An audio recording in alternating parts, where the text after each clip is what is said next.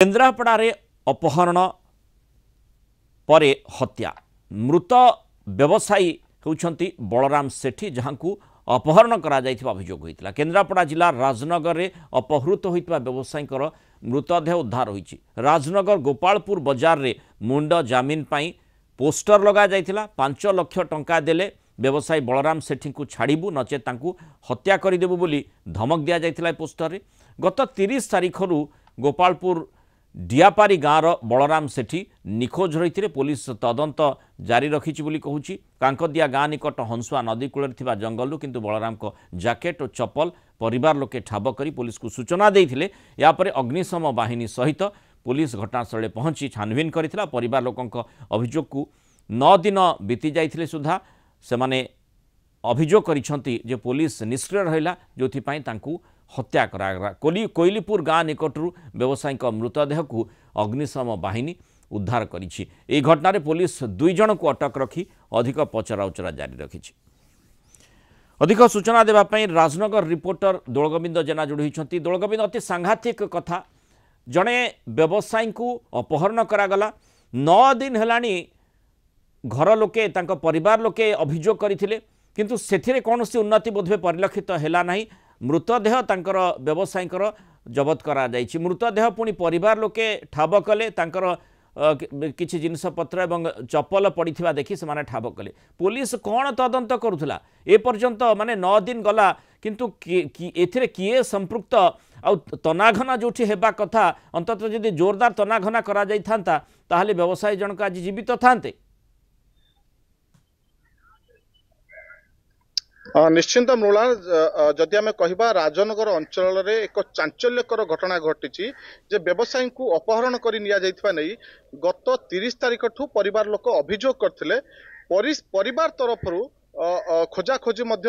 जोरदार करा जायथिला किंतु पुलिस निष्क्रिय थिला। जेतेबेले परिवार तरफ जोरदार खोजाखोजी करा जायछि जेतेबेले सेमाने कोनोसी एक सूचना पाइथिले जे कांकदियार गोटे परिवार सहित तांको बापांकर विवाद थिला से नै मध्य पुलिस की खबर देइथिले किंतु पुलिस निष्क्रिय रहिबारु आज एभली एक घटना घटला जे से बलराम सेठींकर मृतदेह मिलुची हंसुआ नदी कूलरू जो जगार परिवार लोक जाई ठाब करचंती जे तांकर जैकेट मिलुची तांकर चप्पल मिलुची से पुलिस की खबर दबारु पुलिस घटनास्थल रे पहुंचुचंती आ खोजा खोजी करूचंती। माने सेठी प्रकृत रे पुलिस काम करूची त ए प्रश्नटी आसीबो। निश्चिंत भावे गोटे बड़ प्रश्न पुलिस विभाग प्रति कारण जति पुलिस सक्रिय होता कारण 9 दिन घटना को बीती गलानी से माने 9 दिन हब बलराम सेठी को हत्या करा जाई नथिला किंतु दिने किंबा 2 दिन भीतर हत्या करा जायछि कारण जो लोकन को पुलिस आनी अटक रखिछि पूर्वरु मध्य पुलिस आनी अटक रखी सेमान को छाड़ी दैतला किंतु ये गोटे लज्जाकर परिस्थिति जहाँ आपण माने आलोचना करुछन्ते जो भली भाबरे आमे देखुचे जे जो सूचनाटी रही 9 दिन तले 30 तारिख रु व्यवसायी जनक निखोज थिले पुणी किछि दिन अंतर रे तापरे आमे देखिचे जो प्रकार चर्चा हिची जो प्रकार सूचना अछि पोस्टर मारी ताको हत्या करा जिवो बोली धमक मध्य देले पुलिस सेठी चेतिला नाही। वर्तमान मृतदेह पुणी जहाँ सूचना देउछंती से होची परिवार लोके सूचना देउछंती ताले पुलिस सेठी थाई कौन लाभ ये प्रश्नटी आसीबो। निश्चिंत भावे पुलिस प्रति बड़ प्रश्न आंगुली निर्देश पुलिस प्रति होउची पुलिस निष्क्रियता पई आज गोटे मूल्यवान जीवन जाइची एठी पुलिस रही जतबेले साधारण लोकन को सुरक्षा दे पारुनी से माने अभियोग कला परे मध्य पुलिस रो तत्परता देखा जाउनी। पुलिस यदि तत्परता देखा जाइतांता देखाइतांता ताहले हुए तो एभली घटना घटी नतांता ए अंचल रे पुलिस निष्क्रियता पई आज जने व्यवसायी रो जीवन जाइची जहाकु नै अंचलवासी माने चिंतार पड़िचंती जे पुलिस रो कार्य दक्षता को नै जेतले बारंबार परिवार लोक पुलिस पाखु जाइचंती 9 दिन धरी बारंबार दौड़चंती जे टिके पुलिस तदंत करू जे घटना जहा कहउचंती परिवार लोक तांको कथा सुनु तांको कथा भी पुलिस सुनी नथिला जोथि पई कि व्यवसायी जन को हत्या करिचंती जो अपहरण करि नैथिले ताकू हत्या करिचंती। तेणु 5 लाख मुंड जामिन रखी जितेबाला से दाबी करथिले से पोस्टर मारी पोस्टर केमिति कौ स्थान रे आसी मारिले जो अपराधी तत्व रही से मुवमेंट कौन रही है केउ माने संपृक्त रही एवं सेठी पोस्टर जितेबाला मरागला किए आसी पोस्टर मारी अंततः से व्यक्तिविशेष को ट्रैक करते किसी ना कि खबर मिली था आज व्यवसायी जनक जीवित था। निश्चिंत भाव मृणाल आम जदि कहबा यह एक बड़ खबर जेहेतु पोस्टर जोठी लगी जे बलराम सेठी अच्छा गोपालपुर डियापारी गाँव गाँ रास्तार एक कड़े गोटे पाचेरी रे पोस्टर टे लगा जाइथिला से पोस्टर को मध्य केही तदंत परिसरभुक्त ए पर्यंत करना परिवार लोक देखी गाँ लोक देखी पुलिस को सूचना देते जे एठारे एक पोस्टर लगी 5 लाख टंकार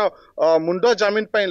लेखा जाइए जे 5 लाख टंका देले तुम्हें बलराम सेठी को पाइब नचेत आमे ताकू काटी जंगल में फोपाड़ी देबू बोली कहितले।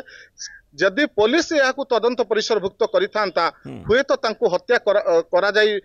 एक तो पोस्टर लगेबाको कि आसिला स्थानीय लोक माने निश्चय किछि ना किछि तथ्य देई पारि थांते से कथाटी पुलिस तदंत करथिले किछि ना किछि माने सूचना पाई पारि थांता फिंगरप्रिंट मध्य थाई पारे ताकू मध्य तदंत भीतर को निया जाई थाई पारि थांता अनेक किछि कथा रही बिल्कुल पुलिस हाथ टेकी बसीगला जो ए प्रकार स्थिति उत्पन्न है। एक तो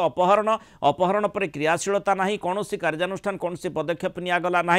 परिवार लोके जो अभियोग करुँच द्वितीय कथाटी अच्छी पोस्टर मरागला धमक दिगला 5 लाख टंका नदेले जी व्यवसायी अपहृत होती मुंड जमीन जेहेतु रखी अपहरणकारी माने हत्या करा बोली से बाबद कौन तदंत करागला ना बर्तमान केउ आड़े व्यवसायी जाइछंती खोजी खोजी परिवार लोके मृतदेह ठाब करुछंती पुलिस से दिगरे मध्य फेल मारी तेणु ये बिल्कुल स्पष्ट भाव में देखा जाउछि जे पुलिस संपूर्ण भाव में